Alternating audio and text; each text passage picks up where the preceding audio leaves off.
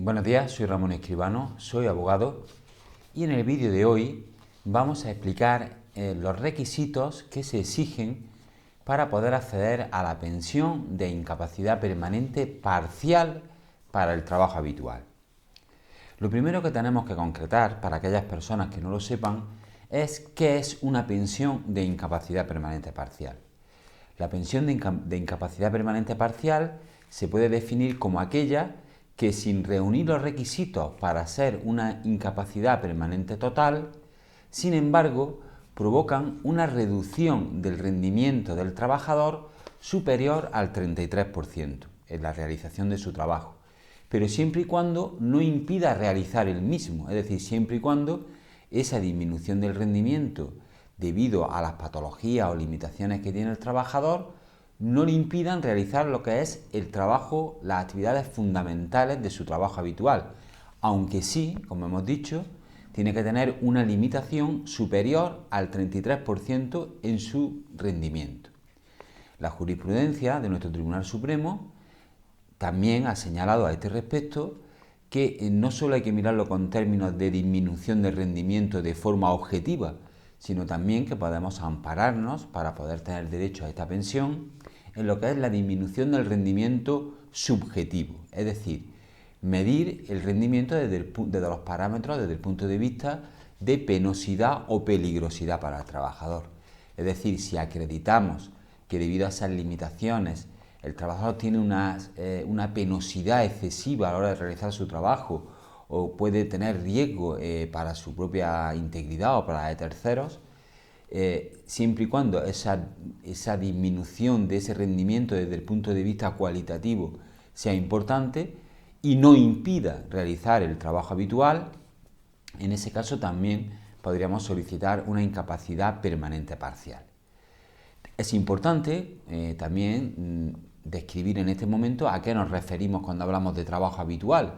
Pues nos referimos a trabajo habitual según la ley en caso de que la incapacidad derive de un accidente de trabajo o de un accidente no laboral, pues el trabajo habitual es el que se desempeñaba en el momento de tener ese accidente.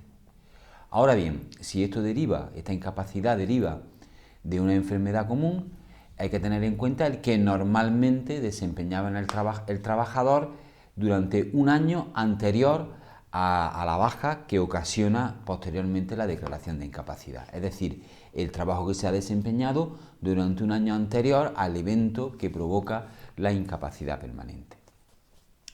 Por lo tanto, y a modo de resumen, la incapacidad permanente parcial es aquella que no nos impide realizar nuestro trabajo habitual, pero sí nos provoca una disminución en el rendimiento cuantitativo o cualitativo superior al 33%.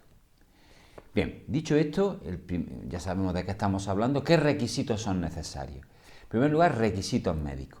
Lógicamente, tenemos que tener unas lesiones, unas limitaciones, unas enfermedades o patologías que nos provocan esta disminución del rendimiento que hemos dicho anteriormente.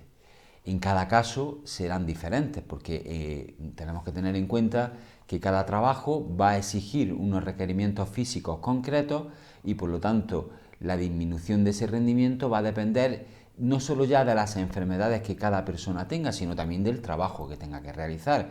No es lo mismo tener unos rendimientos para unas actividades de carácter físico que para otras actividades que no requieran esos requerimientos físicos, que sean de tipo sedentario.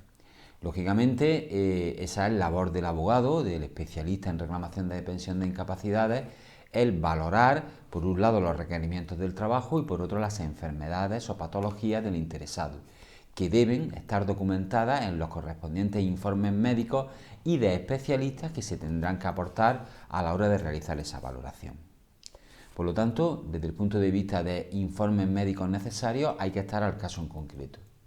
Desde el punto de vista de requisitos de carácter general que la ley señala, bueno, pues en primer lugar es el no haber cumplido la edad de jubilación, primer requisito. Segundo requisito es estar en alta o en situación de asimilada al alta.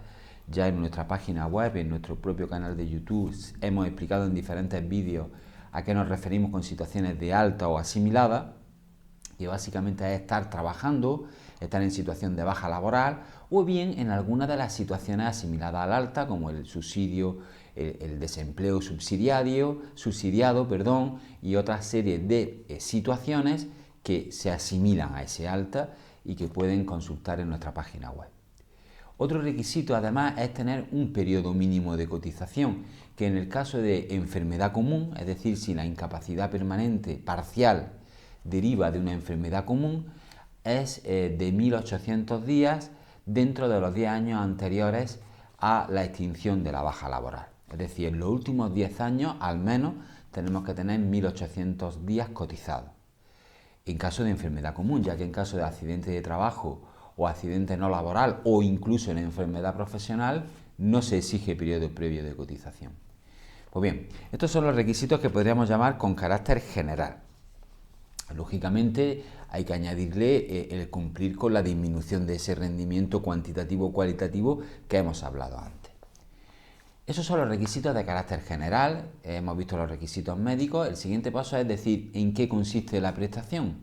La prestación de incapacidad permanente parcial va a consistir en el pago de una cantidad a tanto alzado en dinero consistente en 24 mensualidades de nuestra base reguladora.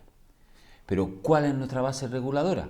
Nuestra base reguladora es la misma que se tuvo que tener en cuenta a la hora de calcular nuestra incapacidad temporal, nuestro subsidio de incapacidad temporal. Esa misma base reguladora es la que se tiene en cuenta a la hora de indemnizar, de pagar esta incapacidad permanente parcial. En el texto de este vídeo hemos colocado un enlace que dirige a un artículo de nuestra página web donde explicamos detalladamente, por si alguien quiere saber cómo se calcula esa base reguladora, pues puede pinchar en este enlace de texto de este vídeo y llegar a nuestra página web y allí se lo explicamos. Allí lo explicamos de forma concreta.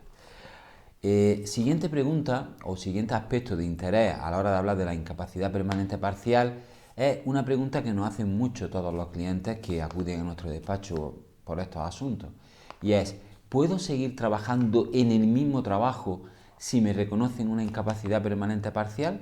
Y la respuesta es que sí, que es perfectamente compatible. Además, es el propio espíritu de esta prestación. Esta prestación, como hemos dicho, nos permite, permite que podamos realizar el mismo trabajo aunque tenemos una disminución del rendimiento cuantitativo o cualitativo, y por esa disminución de ese rendimiento es por lo que nos indemniza, por lo que nos pagan esta prestación. Por lo tanto, es perfectamente compatible y se puede seguir trabajando en el mismo trabajo, incluso en trabajos que sean totalmente compatibles.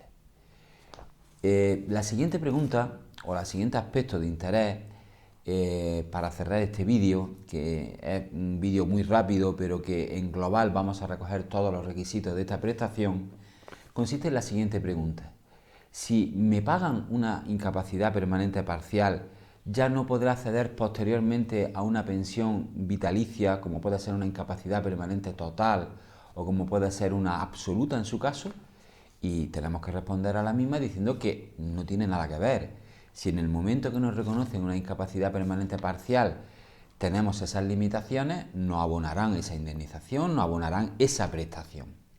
Si después, posteriormente en el tiempo, nuestra situación médica empeora, por el motivo que sea, y ya no podemos realizar ese trabajo, lo que es el trabajo habitual, no podemos realizarlo, o bien incluso no podemos realizar ningún trabajo, en esos casos se podrá solicitar la revisión de nuestra situación de incapacidad, y si cumplimos con todos los requerimientos de las prestaciones que son más elevadas, como es la total o la absoluta, en ese caso pues se nos reconocerá ese tipo de prestación. Y el hecho de que hayamos cobrado anteriormente la prestación de incapacidad permanente parcial en ningún modo es incompatible ni es ningún obstáculo para acceder a las siguientes prestaciones si nuestra situación ha variado.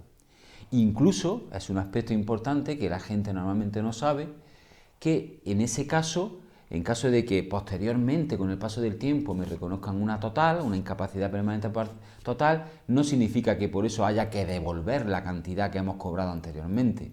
Mucha gente nos pregunta: ¿pero voy a tener que devolver la cantidad que me indemnizaron o que percibí como consecuencia de la parcial si me dan después una total? Pues no, no tiene que devolverla. Si eso se ha producido con fecha posterior en el tiempo, su situación médica ha cambiado o ha ido a peor y esa situación provoca que ahora después, con el paso del tiempo, ya no pueda realizar su trabajo, a usted le corresponde una total o una absoluta, dependiendo de su situación, y no tiene que devolver la prestación percibida como consecuencia de la parcial. Muy bien, creemos que con esto hemos tocado los puntos fundamentales de la incapacidad permanente parcial. Desde luego, como siempre decimos en nuestros vídeos, hay que analizar cada caso en concreto de forma particular, individualizada, estudiando su situación jurídica desde el punto de vista legal y desde el punto de vista médico, para ver si pudiéramos solicitar una incapacidad parcial, en ese caso en particular, y por lo tanto establecer ya estrategias de reclamación legal. Pues bien, esa valoración de ese caso en concreto, como acabamos de decir, en nuestro despacho es totalmente gratuita. Simplemente tienen que llamarnos al teléfono que aparece al pie de este vídeo y le indicaremos cómo puede usted obtener un informe por nuestra parte, una explicación por nuestra parte, de si en su caso en concreto, y una vez hayamos estudiado su caso, si podría ser viable o no reclamar una pensión de incapacidad permanente parcial o de cualquier otro grado, total, absoluta, gran invalidez, de cualquier grado que sea necesario o que sea correspondiente a su caso en particular. Asimismo, en nuestro despacho, la primera consulta telefónica es gratuita. Por lo tanto, no duden en usar estos dos servicios si tienen cualquier duda al respecto. Espero que el vídeo les haya gustado y sin más, hasta el siguiente vídeo.